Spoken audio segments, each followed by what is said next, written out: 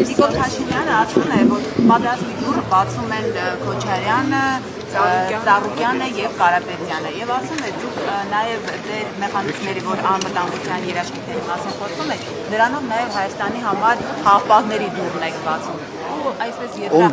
խաղաղապահներ բերելու դուռն եք բացում։ Եվ ասում է նաեւ, որ չի կարելի նույն փոքրի վրա երկու անգամ կանգնել եւ պետք է կանգնողներին մերժել ընդմիշտ։ Հիմա ուզում եմ դուք արձագանքեք, նախ դուռն եք բացում պատերազմի եւ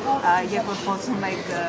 Բայց ես ամբիոնից բավական մանրամասնորեն անդրադարձ ունեցել եմ այդ հարցին։ Ընդհանրապես մարդ, ով երկրի գլխին 3 պատերազմ է բերել, իրավունք չունի խաղաղություն բառը օգտագործել։ Այդ մարդը չի հասկանում ինչ է խաղաղություն։ Ոչինչ չի հասկանում։ Իր համար խաղաղությունը դա Իլհամ Ալիևի բարի վերաբերմունքն է իր նկատմամբ։ Բայց դա իր համար համապարփակ, այսպես ասենք, խաղաղությունն է։ Հայաստանի Հանրապետության համար լրիվ ուրիշ է պետք։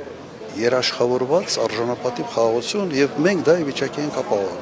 Սրանով ավարտենք։ Նախընտրական շրջանում ուղղակի երկու մասի է բաժանել ուժերին, այս բաժանումը պահանջում է։ Նախընտրական շրջանը միշտ բաժանում է 2, 3, չգիտեմ։ Բերողները եւ պատերազմ բերողների եւ խաղաղությունը միայն ինքն է բերում ասիլը։ Եվ ինքը դա ասում է մեկ մարդու անուն տալով, որի նախագահության ժամանակ չի եղել նույնիսկ քիչ թե շատ, sense նույնիսկ միջին չափի սահմանային, այսպես ասենք, միջադեպ չի եղել։ Ընդհանրապես չի եղել։ Եթե հիշում եք, նաև այն ժամանակ Ադրբեջանից պաշտոնյաներ էին գալիս Հայաստան տարբեր պատվիրակությունների կազմում, եւ մենք շոու չէինք սարքում։